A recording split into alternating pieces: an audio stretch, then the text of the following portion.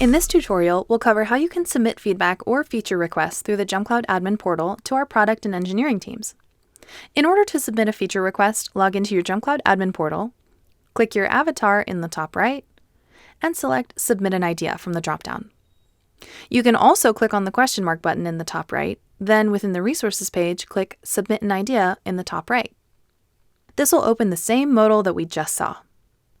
This form will send feedback directly to our product and engineering teams. Simply fill out a description for your idea, how it could help, and the criticality of this feature.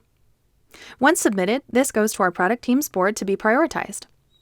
You can also reach out to your customer success manager for critical requests. We welcome your feedback. Your voice allows us to grow and build a better product for you and all of JumpCloud. For other information about JumpCloud, check out JumpCloud University, our knowledge base, or blogs for more information.